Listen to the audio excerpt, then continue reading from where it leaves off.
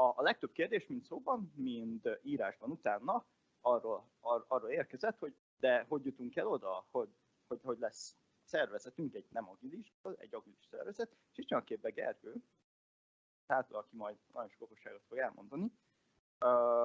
Azt mondtuk, hogy oké, legyen egy második előadás, legyen ez az agilis transformációról, de mivel mi ebben vagyunk expertek, ezért kerestünk olyanokat, akik szívesen adnak elő, de nekik ez a szakterületük. Mit kell tudni Gergőről? Gergő jelenleg az Educate-nél dolgozik, mint Agile Coach, de ha leülsz vele beszélgetni, akkor azt fogjuk mondani, hogy igazából az ő szenvedélye startupok építése és startupok növekedése, mégpedig a vezetők tudásán keresztül, ezért is dolgozik együtt például a Design Terminállal vagy az Európai Innovációs Hivatallal.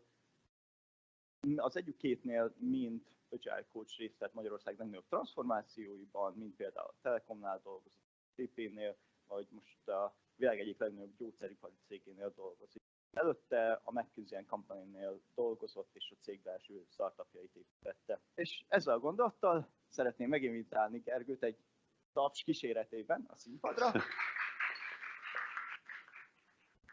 hogy mondja el, hogy hogyan jutunk el. Sziasztok! A nem agilitástól az agilitásig. Gyere, én előtt ide. Sziasztok! Egyszer tapsoltak eddig meg, amikor bejöttem, akkor késtem az egyetemen az előadásról. És az egész osztály az nagyon örült, hogy beértem egy óra késéssel. Jó étvágyat kívánok! Sziasztok! Kovács Gergely vagyok, hogy bemutatott. Az agilis coachhoz annyit fűznék hozzá, hogy az ugye két szóból áll, és abban csak az egyik az agilitás. És hogy nagyon fontos az, hogy azért ez a munkához kell némi coaching skill is, ahogy említetted például a vezetőfejlesztést. Erről majd még fogok beszélni. De egyébként nagyon köszönöm. És szuper. Nagyjából úgy terveztük, hogy a következő ilyen, nem tudom, 60-40 percet beszélnék az agilis transformációkról. Péter említette, dolgoztam OTP-n, Telekomon, most egy gyógyszercégnél vagyok, de mint egyébként dolgoztunk Fapados légitársaságnak, pénzügyi cégnek, sok mindenkinek.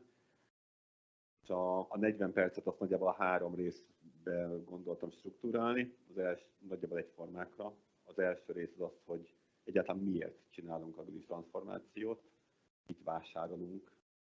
A második rész az lenne, hogy ha már csináljuk, akkor ezt hogyan kellene csinálnunk. És az utolsó részben pedig, hogy mi az, amit effektíve, akár mint kollégák, akár mint vezetők máshogy fogunk csinálni, hogy lesz más a működés. És az első kérdésem akár lehet be kiabálni is, hogy van-e valakinek ötlete, hogy miért csinálunk agilis, vagy miért csinál bármilyen cég agilis. A főnök azt mondta, divat, az egy nagyon jó válasz.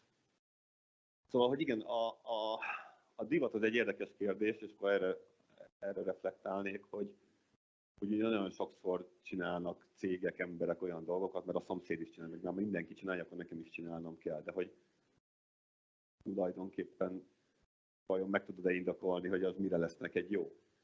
Hogy a főnök kitalálta, az is szerintem egy nagyon klasszikus válasz.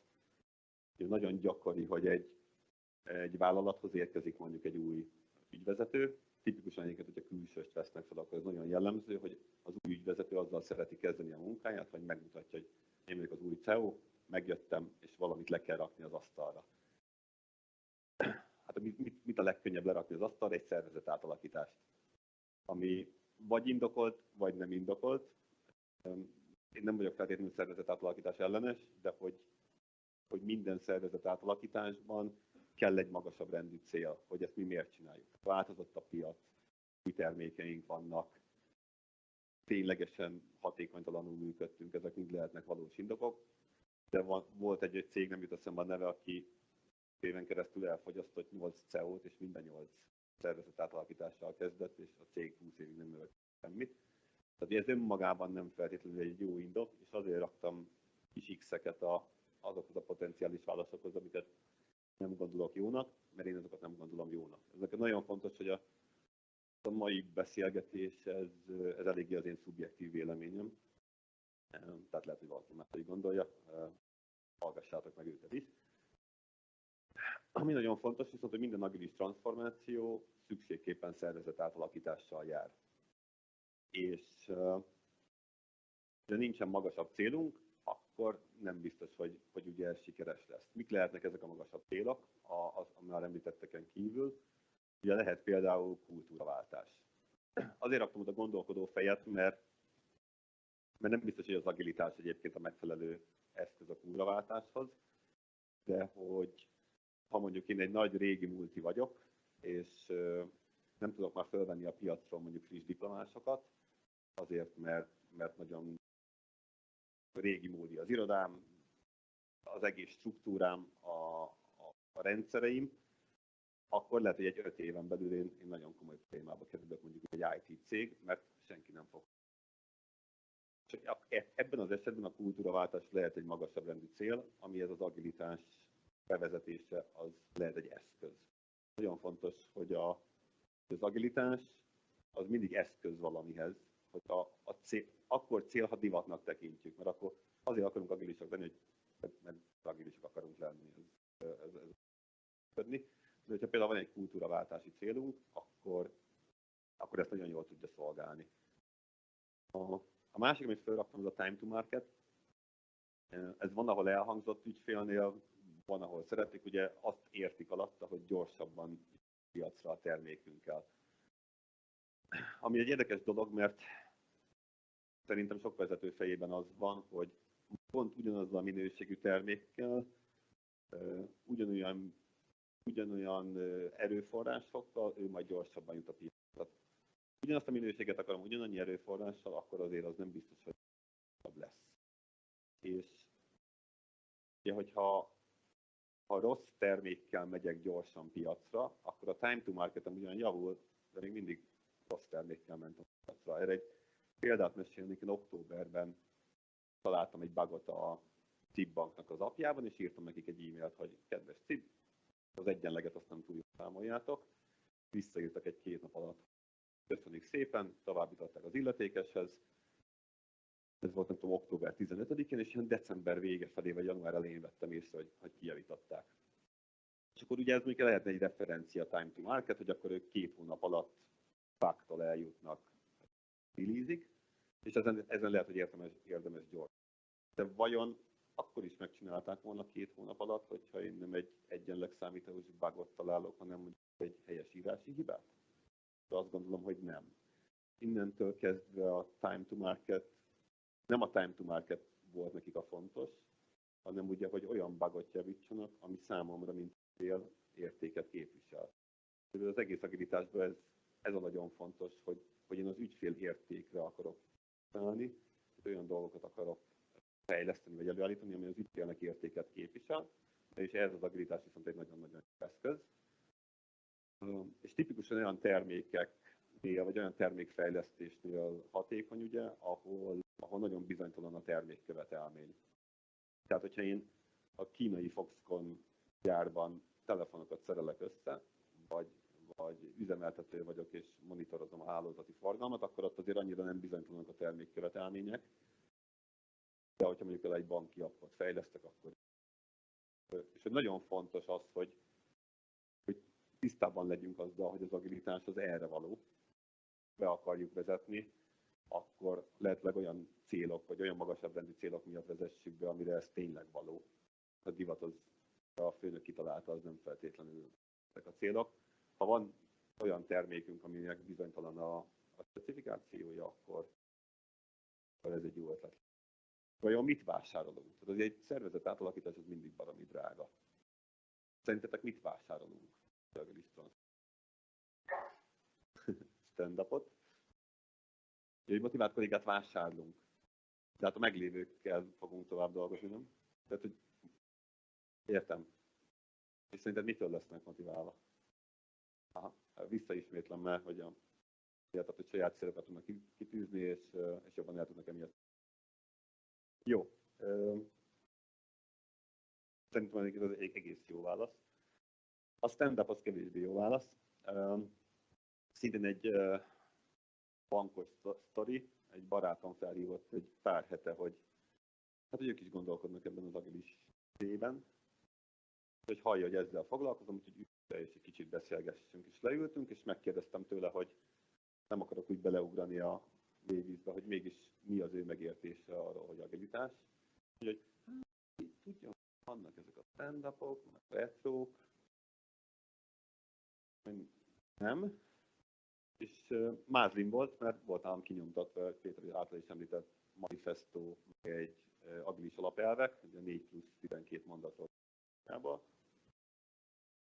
És utána kerekedett ebből egy ilyen kb. 2 órás beszélgetés, hogy az agilitás az nagyjából ezen a 2 A4-es lapon le van írva, hogy minden más, amit a napi működésben csinálunk, például stand-up, az ebből levezethető, vagy mondjuk egy retro, az úgy regular self-reflection alapelv.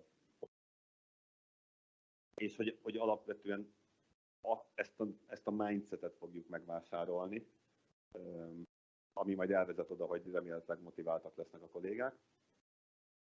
De semmiképpen sem processzt vásárolunk. A Scrum az keretrendszer, de hogy az, hogy mondjuk egy stand-up hogy működjön, az le van írva, az egy folyamat, amit vagy tartunk, vagy nem tartunk, de a manifesto első mondata is kimondja, hogy egyének és interakciók, folyamatok és eszközök felett, tehát többre értékeljük. Innentől kezdve, hogy valaki a stand-upot tartja fontosabbnak, nem pedig emberek beszélgetnek, akkor kicsit a repülős hasonlatodba fogunk belefutni. És hogy a szervezet átalakítási terv az itt válik nagyon érdekessé, hogy vajon lehet, ugye megint csak manifesto 4. pontja, hogy a változásra való reagálás tervkövetés helyett, vajon lehet-e agilis szervezetet építeni úgy, hogy egy átalakítási tervet követünk betűről betűre. Akkor viszont mit tehát, hogy nem ezeket vásároljuk, akkor mit vásárolunk? És akkor gondolkodós fejnél az van, hát akkor lehet, hogy babzsákat kell vásárolni, mert ha van babzsák, akkor mindenki valami agilis lesz. De azért raktam oda a gondolkodós fejet, mert hogy egyébként van olyan szituáció, amikor azt mondom, hogy a babzsák az igenis segít. Ugye tipikusan kreatív munka, vagy elmélyülős munka, vagy olvasnod kell, azt gondolom, vagy például, hogy a kultúraváltás a cél, akkor ez tudja szolgálni a működést. Valószínűleg nem a babzsáktól leszünk agilisak, de nem mondom azt, hogy nem indokolt adott esetben. Mert az is segítheti a motivációt, az is segít. De amit ugye igazából vásárolunk, az folyamatos tanulást és alkalmazkodást, illetve egy gondolkodásmódot. Ugye, ha én vagyok az ügyvezető, akkor nekem miért éri meg abba pénzt fektetni, hogy a kedves kollégáim tanuljanak, meg gondolkodjanak. Én azért fizetek nekik, hogy dolgozzanak, hogy írják a kódot. És ha én azt látom, hogy ők tanulnak, meg gondolkodnak, akkor én jól fektettem be a pénzemet vajon? Szerintem LinkedIn-en szokott keringeni ez az idézet, amikor a pénzügyi vezető azt mondja, hogy mi fog történni, hogyha fizetjük a tréninget a kollégáknak, és utána elmennek a cégtől, és ugye a vezető visszakérdez, hogy mi lesz, ha nem fizetjük ki, és itt maradnak. De amiért ugye visszakapcsolódik az előző szlájd, hogy amiért nagyon fontos a tanulás, hogy ugye egy olyan terméket fejlesztünk, hozzáteszem a Scrumnak az első mondata, hogy komplex termékfejlesztésre és tervezésre és fejlesztésre találták ki. Tehát, ugye egy bizonytalan követelményekkel rendelkező terméket fejlesztünk, akkor, hogyha nem tanulunk a piacról, nem tanulunk a környezetünkről, meg magunkról, akkor ugye kitalálunk mindenféle feature-öket, vagy valamelyik esetleg vezető kitalál bizonyos feature-öket, hogy mit kell lefejleszteni. Ami nem más, mint a céges erőforrásokkal én kötök egy fogadást a jövőre, hogy én most elköltök 3 hónapnyi erőforrás pénzt, ami legyen csapat X ember, bármilyen architektúra, elköltöm ezt a pénzt, és hiszek abban, hogy ez a feature majd be fog jönni a piacon, és majd pénzt keresek vele. Tehát én állandóan egy fogadást kötök. De mivel ugye bizonytalan a termékspecifikáció, tehát nem egy gyárat akarok bővíteni, mi már tudom, hogy jó, hanem mondjuk a banki appomba be akarok rakni egy autó leasing igénylést, Ezért ugye nekem folyamatosan tanulnom kell a piacról, meg az ügyfeleimről, hogy ez valóban közvetít-e értéket. És ez nagyon sok idő. Nagyon sok reflexió, nagyon sok feedback, ami be kell, hogy épüljön a gondolkodásmódunk. Igazából ezt vásároljuk meg az agilitással, hogy mi hajlandóak vagyunk tanulni. Erre elsőben azt mondom, hogy pazarolni az erőforrás, de igazából nagyon sok erőforrás fordulunk, itt nem fogadásra kötünk el a kaszinóban. Úgyhogy a mély takeaway az, hogy itt ez egy mindset és egy meggyőződés, hogy vásárolunk, ahhoz, hogy mi hogyan fogunk hozzáállni az ügyfeleinkhez, és hogyan termékfejleszteni. Nagyjából eddig gondoltam a miért részt, és akkor ugranék arra, hogy ha úgy döntünk, hogy bevezetjük, akkor hogyan vezetjük be. Ugye már említettem ezt a mesterterves megoldást. Én mondtam, hogy ez egy szervezet, ez mindenképp egy szervezet átalakítással jár. Hogyha strukturálisan nem is, de máshogy fognak az emberek kommunikálni, máshogy fognak az emberek dolgozni. És ugye az a kérdés, hogy a leendő szervezetem, amit majd felépítek, vagy átalakítok, ne adj Isten év alatt, attól függ a szervezet, hogy vajon a leendő szervezetnek én tudom-e pontosan a képét, hogy az hogy fog kinézni. Tudom-e, hogy kik fognak ott dolgozni, tudom-e egy-két évre előre, hogy ki melyik csapatban fog ülni, milyen feladataik lesznek, és ugye valószínűleg az a válasz, hogy nem tudom. Tehát magában a leendő szervezetemben van egy csomó bizonytalanság. Hogy fog kinézni ez a vállalat 2 év múlva? Márpedig, hogyha van benne bizonytalanság, és én el akarok jutni egy bizonytalan jövőbe, akkor ugye pont erre találtak ki az agilitást. Csak az a kérdés, hogy én tudok-e a szervezetemre úgy tekinteni, mint egy termék. Hogy nekem azt a terméket kell agilisan fejleszteni, és ha én egy tervet követek, a tervet azt általában a tanácsadó cégek playbooknak hívják, a legrövidebb, amit láttam, az 175 oldal volt, a leghosszabb az 260. 260 oldalas PPT-ben le van írva, hogy kell agilis szervezetet csinálni. Na most ugye ezt meglátja egy agilis coach vagy egy Scrum Master, és azt mondja, hogy így a responding to changeover following the plan, tehát akkor én mondta, egy 260 oldalas tervet kell, hogy kövessek 2 évig, mert hogy én agilis vagyok. Nem mindig szokott összejönni. Ettől függetlenül, hogy mondtad, hogy tervezni hasznos, de a tervek haszontalanok?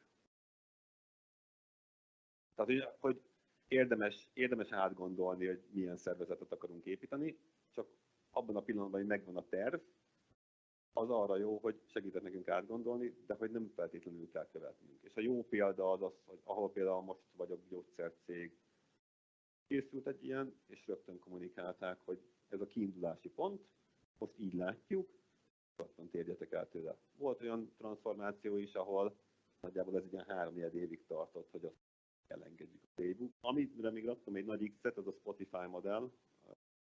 Néhány tanácsadó cég imádja eladni.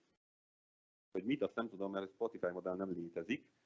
Spotify kétségkívül agilisan működik, és kétségkívül csináltak egy nagyon jól kinéző YouTube videót, azt hiszem 2-3 éve. Henrik Nyberg narrálta, meg talán ő is tervezte, amiben leírják, hogy ott vannak squadok, vannak tribe-ok, vannak guildek, chapterök, minden, ami Spotify-ra jellemző. Az ebben az érdekes, hogy a Spotify-ra ez egy időpillanatban volt jellemző ez a szervezeti modell, már nem úgy működnek, de ahhoz, hogy ide eljussanak, ahhoz nekik, nem tudom, 4-5 év kellett.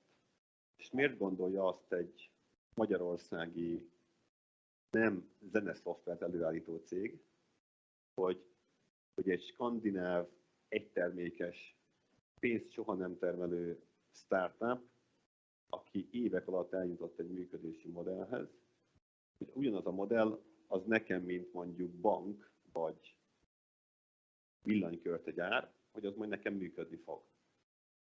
Ehhez nem kell se agilis coach, se semmilyen tapasztalat, hogy nem lehet így átportolni szervezeti felépítéseket egyik cégből a másikba. De hogy egyébként ez egy ilyen jó trigger szó, hogyha valaki azt mondja, hogy úgy nektek Spotify modell kéne, akkor lehet tudni, hogy nem feltétlenül a jó embertől kértél tanácsot. És egyébként ide be is csatornázom azt, hogy honnan tudjuk eldönteni, hogy kérjünk tanácsot arra, hogy hogyan alakuljunk el. Én azt mondanám, hogy minél több helyről, és akkor abból össze kell gyúrni valamit, és mindjárt mondom, hogy milyen szempontok szerint érdemes összegyúrni valamit. Tehát ugye szervezet átalakítást nyilván csinálhatunk fentről lefelé, értem az alatt, hogy kezdjük a legfelsőbb vezetéssel, ügyvezető, igazgatóság, CEO, MC, leadership team, mikor, hogy hívják. Kezdhetjük ugye alulról is, legyenek csapataink, kezdjenek el akár Scrumban, akár máshogy működni, aztán majd lesz valami. Illetve a kettő között ugye létezik bármilyen egyéb vegyes felvágott, mondhatjuk azt, hogy csináljunk pilot csapatokat. Melyik mikor jó? Kultúrát változtatni, az fentről lefelé egyszerűbb. Vezetők mutassanak példát, legyen pontos a meetingen, ne nyomkodja a telefonját, és az is elindít egy kultúraváltást. Nyilván kell egy célkultúra kép, megint akkor ugye a fejünkben, hogy fog kinézni majd a ránk 2 év múlva, vagy legalábbis mit képzeltünk el, aztán majd valóság eldönti. De hogy abban az esetben én például felülről kezdeném. Ugye, hogyha valaki megveszi a Spotify modellt, ott leginkább alulról kezdesz, behozol annyi Agile Coach, Scrum Master-t, tanácsadót, amennyit csak tudsz, és minden csapat mellé raksz 1 vagy 2 vagy 5, amennyire pénzed van, és megpróbálod őket agilis viselkedés szimulálni, tehát stand-upolni fognak, meg retrózni fognak. Amit még ugye lehet csinálni, hogy azonosítok 1-2 gombócot, hogy mi a termék, ki az ügyfél. És azt mondani, hogy akkor mi most ráállunk a jól szituált Dingli on-demand tévénézőkre, és azt így pilot kiemeljük a meglévő szervezeti egységeinkből, including főnökség, abszolút kiemeljük, és megnézzük, hogy ők hogy tudnak működni. És hogyha ez tetszik a szervezetnek, vagy tetszik másoknak, akkor ez majd önszerveződően elkezd terjedni, és mások is azt fogják mondani, hogy ezt kipróbáljuk. Ugye itt a trade-off az az idő. Hogyha én nagyon gyorsan akarok átállni, mert mondjuk 2 éven van kultúraváltásom, mert nem tudom már felvenni a BM-és információkat, akkor nem biztos, hogy ez egy jó megoldás. Ha egyébként nincsen túl sok versenytársam, vagy nem éles a verseny, akkor ez lehet egy nagyon jó megoldás. És akkor ugye itt jönnek be az, hogy nekem a körülmények alapján kell eldöntenem, céljaim és a körülmények alapján kell eldöntenem, hogy ezt most fentről lefelé csinálom, lentről felfelé, összeszerveződően, egyszerre mindenhol, vagy fokozatosan. Ami érdekes viszont, hogy mindig felmerül bennem a kérdés, hogy az agilis transformáció az vajon egy szervezet átalakítás, vagy egy vezetői fejlesztési program-e. Azért mondom, hogy vezetői fejlesztési program-e, mert nem tudom, ki olvasta esetleg a Frederick Laloux Reinventing Organizations című könyvet. Neki van egy olyan gondolata, hogy egy szervezet sem képes meghaladni a menedzsment, egy szervezeti struktúra sem képes meghaladni a menedzsment gondolkodási módját. Tehát ahogy a menedzsment számára a világnak értelme van, olyan szervezetet fog építeni. Ha valaki számára a hierarchia és a top-down döntéshozatal az egyetlen működési mód, vagy számára így kerek a világ, akkor az a vezető, az egy ilyen szervezetet fog. Mondok erre egy példát, a UTP-nél volt egy PO, és jött egy új kolléga, és kitalálta, hogy nevezzük Ádámnak az új kollégát, Ádám ide fog ülni. Így visszakérdeztem, hogy hát de volt erről csapatdöntés? Hát nem, hát az a logikus, ha Ádám ide ül, mert azzal fog dolgozni, meg én ezt értem, hogy logikus, de hogy ha nem a csapat dönti el, hogy ülünk, akkor nem önszerveződés van, hanem akkor föntről jött megint egy döntés. Lehet, hogy ugyanaz lesz a végeredmény, de például az említett motiváció az már nem ugyanaz lesz. És visszakérdeztem, hogy azt mikor döntöttük el, hogy többségi döntéssel hozunk döntéseket. Akkor ez volt az a pillanat, amikor ledobta a láncot, hogy hát akkor itt anarchia lesz, tehát hogy ilyen nincs, hogy akkor mindenről mindenki is. És ez stand-up előtt volt egy ilyen, nem tudom, 20 perc, és javasoltam neki, hogy vesse föl stand-upon a problémát, hogy lesz egy új kolléga, srácok, le kéne ültetni, mit gondoltok, és hogy esetleg stand-up után beszéljük meg. És az lett a vége, hogy stand-up után 5 perc alatt megbeszélték. Ádám végül odaült, ahova javasolták, viszont egy pár ember az helyet cserélt emiatt. Tehát, hogy nem pont ugyanaz a javaslat valósult meg, mint amit a PO kitalált. De a legszebb az egészben az volt, hogy azon kívül, hogy 5 perc alatt eldőlt az egész, hogy újabb 5 perc múlva mindenki a helyén, az új helyén ült, és senki se panaszkodott, hogy hú, nekem most át kellett pakolnom az. És hogy ugye ez a működés, hogy én, mint vezető ezt hagyom, és hogy egy olyan outcome jön ki majd a dologból, ami nem az, amit én szeretnék, ezzel nagyon sokan kényelmetlenek. És én nem hibáztatom ezért az adott vezetőt, tehát hogyha 20 évig vagy 10 évig tudtál ebben működni, és jól működött, és azért jutottál el oda, mert így működtél, akkor ez teljesen természetes dolog.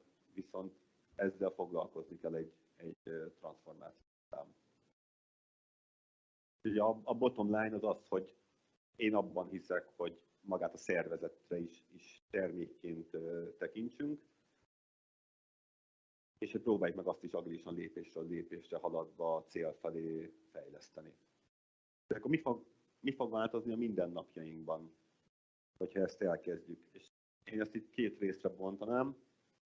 Az egyik az, hogy mi fog változni a kollégák számára, és mi fog változni a vezetők számára, és a kollégákkal kezdeném. Ugye az előző sztorinál maradva, hát lázadás és anarchia lesz. Tehát, hogy minden kolléga az akkor mostantól baromi önszerveződő, behozza a saját babzsákját, behozza a kutyáját, hogy stand-upolni fog. Talán. De hogy semmiképpen sem ezt fogja jellemezni ugye az agilis gondolkodásmódunkat, stand-upolunk. A stand-upnak, ahogy Péter is említette, megvalósítja a manifesto meg a principles néhány célját. Még mindig jó úton haladunk-e, milyen akadályaink vannak. Ugye az a vezetőket informálja, hogy impedimentnek hívja a akadály talán. Hogy ugye a vezetőknek az a feladata, hogy ezeket az akadályokat utána segítsenek elhárítani. Úgyhogy ezek bár lehet, hogy megtörténnek, de nem ez lesz az igazi változás az életünkben. Valami sok post-it lesz, az biztos, de hogy attól sem vagyunk agilisak, hogy rózsaszintől narancsárgáig mindenféle színű posztok vannak a falon. És azért raktam hozzá gondolkodó fejet, mert ugye, hogy a kreatív munkát végző csapatról beszélünk, már pedig bizonytalan termékfejlesztés és kreativitás nagyon sokszor párban jár, hiszen a bizonytalanságot valahogy ellensúlyoznunk kell. Ezért bizonyára sok posztitet fogunk írni, de hogy utalnék, hogy ugye ettől még nem leszünk agilisak. Ami viszont ugye igazán változik, és már említettem, az az, hogy elkezdünk tanulni. Mi is, mint kollégák, meg majd reméltek a vezetők is, de arra mindjárt beszélek. De elkezdünk nagyon sokat tanulni a piacról, az ügyfélről, a termékeinkről, és ez ugye nagyon sok időt elvisz. És emiatt keletkezhet egy olyan frusztráció, hogy akkor hazamegyek, és akkor majd még este 8-tól 10-ig dolgozom, mert mi egész nap brainstormol. De ugye már említett ügyfélértékazonosítás és bizonytalan termékkövetelmény az ott jön be a képbe, hogy én nem akarok feleslegesen dolgozni. Nem akarok egy olyan feature-en dolgozni, amit utána nem fog megvenni senki. És ami még változik, hogy ugye kapunk döntéshozatali dolgokat. Nagyon sokszor a csapat eldöntheti, hogy merre megy a termék. Ugye a jogokkal együtt járnak mindig a kötelezettségek. Tehát, hogy azt így nem lehet szétválasztani, hogy nekem van jogom lázadni, meg babzsákban fetrengeni, de hogy viszont jön egy kötelezettség is. Akkor mondok egy példát, csapatba beül a data scientist, és a data scientistnek egyébként van egy főnöke valahol a szervezetben, aki a munkáltatói jogokat gyakorolja. A főnöke azt fogja mondani, hogy értem én, hogy te a mobilappos csapatban dolgozol, de én, mint munkáltatód, aki a bónuszodról, meg a fizetésedről, meg a mindenről is döntök, én adok neked egy éves célt, hogy te tanuljál meg, nem tudom, Pythonban programozni, de annak a csapatnak, amiben ő ül, ott erre nincsen szükség. És innentől kezdve, ha a csapatot mint egység kezeljük, és például mondjuk csapatbónuszokat akarunk meghatározni, akkor egy-egy ilyen menedzser, az ugye nagyon durván bele tud kontárkodni a csapat dinamikába, akaratlan. Hogy mi változik a vezetők számára. Ugye megvettem az agilis transformációt, most már minden jó lesz, én hátradőlhetek. A hasonlatom az, hogy ugye sok mindent lehet venni egy szervezetbe, beléptető rendszertől kezdve adatbázis szoftveren át, architektúráig mindent, amit én, mint szakmai vezető, pénzügyi vezető, bármilyen vezető, el tudok dönteni egy Excel táblázatban, hogy melyik éri meg. És ugye megvettem a beléptető rendszert, és hátradőlök, és 2 hét múlva jön a security-s kolléga, és főnök úr, itt az új beléptető. Tök jó. Most az agilitással nem működik, mert hogy ugye gondolkodásmódot vásárolunk, tehát a már említett Frederick Laloux idézettel, hogyha a vezető gondolkodásmódja nem halad, akkor ugye a szervezet sem fog tudni mellette, alatta haladni. Ideig, óráig örülni fognak a kollégák, hogy van babzsák, meg stand-upolhatnak, meg dönthetnek dolgokról, de én például dolgoztam a McKinsey-nél egy ideig, és ott az egyik főnöknek volt egy ilyen mondása, hogy csinálhatjátok agilison, amit akartok, csak a 6 hetenkénti mérföldköveket teljesítsétek. És hogy figyelj, ha meg van mondva a scope, a határidő, meg az erőforrás, és minden 6 hétre oda kell érnünk, akkor ott egy közte agilitás. És hogy nem nagyon ment át a dolog. Tehát, hogy az agilis transformáció vezetői szempontból nem ér ott véget, hogy én eldöntöm, hogy ez kell, sőt, ott kezdődik számukra is. Ami még érdekes szokott lenni, hogy kell az igazgatóságnak agilisan működnie. Tehát ők egy agilis csapat-e? Most az, hogy Scrumban működnek, vagy más, hogy az már majdnem egy részletkérdés, de hogy ők nekik kell-e úgy működni. Mondom az Apple-t, azt, hogy te hogy tervezel telefont, Cupertino-ban, az egy elég agilis valami. Az, hogy te hogy gyártod le az 1,3 millió alkalmazottaddal a Foxconn gyárban, amit éppen bezártak a vírus miatt, az meg tökre nem agilis. Tehát, hogy lehet aszimmetrikus a szervezet, nem kell mindenkinek is agilis. Tipikus, amik egy sales szervezet, ahol területekre felosztják az országot, ott a salesesek nem csapatként kellene nekik agilisnak. Termékfejlesztés attól még lehet agilis. És ha visszatérünk arra, hogy mi a vezetőségnek a terméke, akkor ugye már mondtam a szervezetet, tehát a szervezet lehet a termékük. A stratégia lehet a termékük. Az employer branding lehet a termékük. Ezekre mint termékre tekintenek, akkor azt gondolom, hogy ezeknek a termékeknek a kapcsán ők működhetnek. Nézzük meg, hova jutott a szervezetünk 2 hét alatt. Nézzük meg jobb-e a Net Promoter Score-unk 2 hét alatt. Ilyenekkel azt gondolom, hogy foglalkoztatok, de ez nem szükségszerű. Tehát attól nem lesz feltétlenül a cég agilis, hogy a vezetőség is elkezdett stand-upolni. Ha a vezetőség nem érti az agilitást, akkor ugye ezeket a folyamatokat fogja mérni, ami meg ugye visszautalok arra, hogy nem folyamatokat vásárolunk. És akkor viszont jó, hogy nem ezt csinálja egy vezető, akkor mit csinál? És ugye a Principle az egyik pontja mondja, hogy motivált egyének köré építsünk csapatokat, és adjunk meg nekik mindent, amire szükségük van. Most az adjunk meg nekik mindent, amire szükségük van, igaz, a szükség szót aláhúznom. Tehát amikor azt mondja a csapatnak, hogy Xbox-ra van szükségünk a csapatban, akkor azért szerintem egy beszélgetés legalább induljon el. De hogy amikor tényleg szüksége van, akkor viszont mint vezető is segíteni kell. És ez is egy nagyon érdekes dinamika a vezető személyében, hogy én mostantól azért vagyok itt, hogy ők dolgozni tudjanak. Hogy az ő csapatukban legyen olyan kompetencia, aki eddig nem volt, vegyek fel egy data scientistet, vagy egy analisztet, mert eddig nem volt. Tök jó lenne, intézzem el, hogy ilyen-olyan tréningre mehessenek, és lekerül a vállamról az a fajta döntéshozata, hogy akkor most milyen feature-t és hogyan fejlesztünk. Ennek azt szokott az eredménye lenni, hogy amit én most középvezetői rétegnek fogok hívni, hogy a középvezetői réteg, aki nem a szervezetet építi és nem a stratégiáról dönt, a középvezetői rétegnek a feladatai, azok kiüresednek. Hiszen a csapat nagyon sok mindent el tud dönteni. De az, hogy kiüresedik az ő feladatuk, ez emberileg nyilván feszültséget fog okozni, aminek a vége jobb esetben, hogy talál egy másik állást, rossz esetben az az, hogy destruktívá válik, és elkezdi akadályozni mind a transformációt, mind pedig a szervezetet. Nem tudom, mi rá jó megoldás, én 3 láttam eddig. Az egyik megoldás az volt, hogy a transformáció alatt kirúgtak mindenkit ebből a rétegből.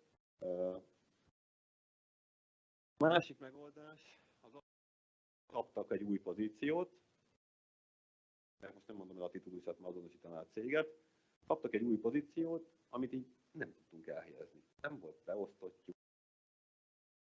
A munkáltatói jogokat nem ők gyakorolták, nem volt csapatuk, volt egy tribe lead fölöttük, aki igazából a PO-kkal közvetlenül kommunikált, és volt egy ilyen köztes réteg, aki így lebegett a semmiben. De hogy ugye nem akarták őket kirúgni, tudás az van a fejükben nagyon sok, főleg ugye szakmai, de hogy már nem hoznak döntéseket. Hogy ez most jó, nem jó, ők nagyon kényelmetlenül érezték magukat, a csapatok is nagyon kényelmetlenül érezték magukat, a cég az forrott pénzt, néhányan elmentek utána idővel. Nem tudom, mi a jó megoldás. A harmadik, amit láttam, hogy ez a középvezetői réteg, ez beült csapatokba azért dolgozni.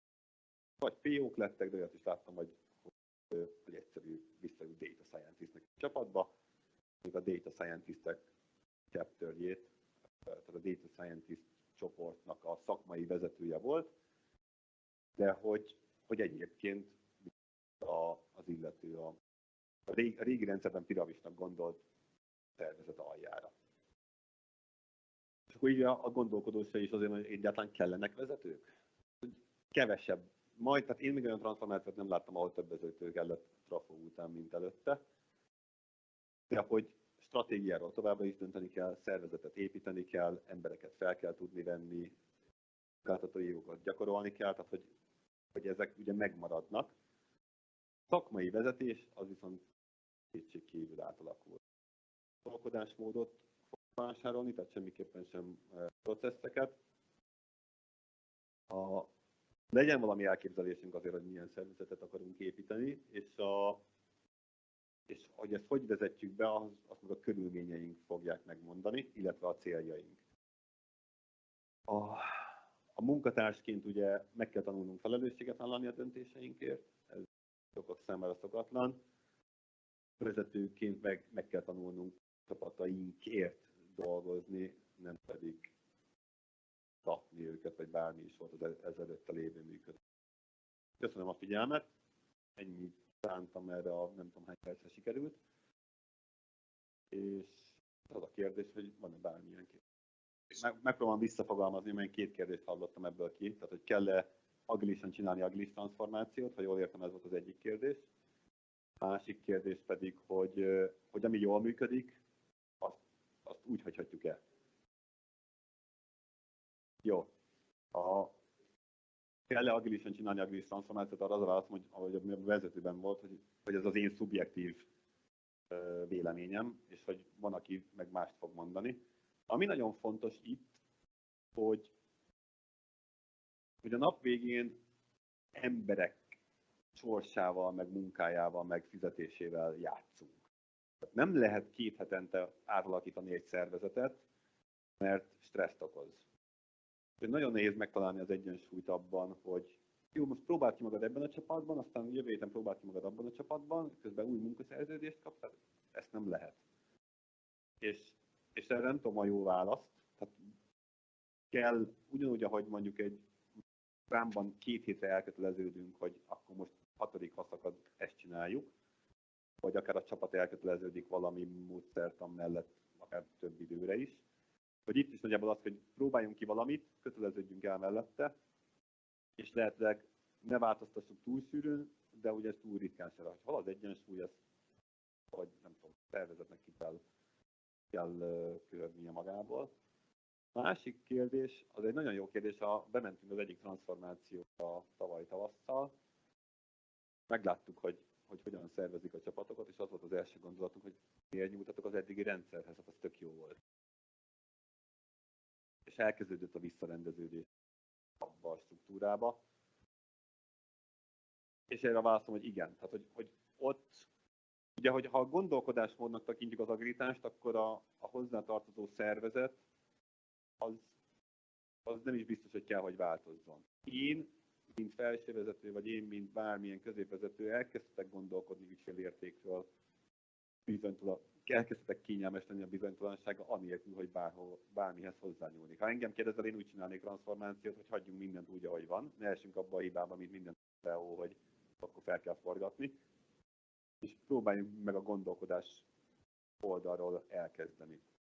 A másik iskola szerint, ami harcművészetből jön, hogy a harcművészetet nagyon sokszor úgy a gyerekek, hogy megtanulják a mozgást, ismétlik, és aztán egy idő után már megy magától, és amikor meg nagymesterré válsz, akkor már nem figyelsz a fontos lépésekre, hanem akár ki is tudsz találni új mozgásformát.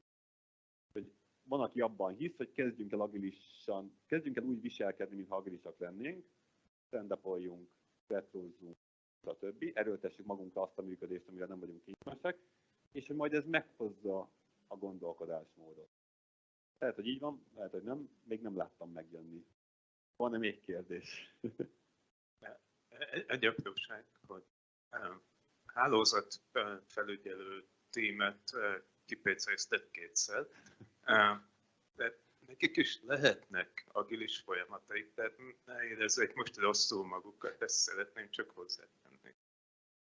Nekik is haladni kell, fejlődni kell, hogy jobban szolgálják az ő ügyfelüket, aki a cégen belül van. Köszönöm, és igazad van, és csak visszautalnék arra az alapkérdésre, hogy mi a termék, ki az ügyfél. Tehát nekem van olyan termékem, amivel a szervezetet jobbá tudom tenni, bármilyen csapatként, akkor annak a terméknek a kapcsán igenis működik. Akár Scrumban, akár egyéb módon. Bocsánat, nem akartam bántani őket, csak a szervezeti oldalról szoktunk nagyon sokszor látni, hogy megvettük a Spotify modellt, tehát az üzemeltetőknek is, akik 7000 hibajegyet földolgoznak, nem tudom, egy alatt, nekik is kell 2 hetes tervezniük, nem értettük. Elnézést kérek minden hálózatüzemet. Van-e még kérdés esetleg? Akkor köszönöm szépen.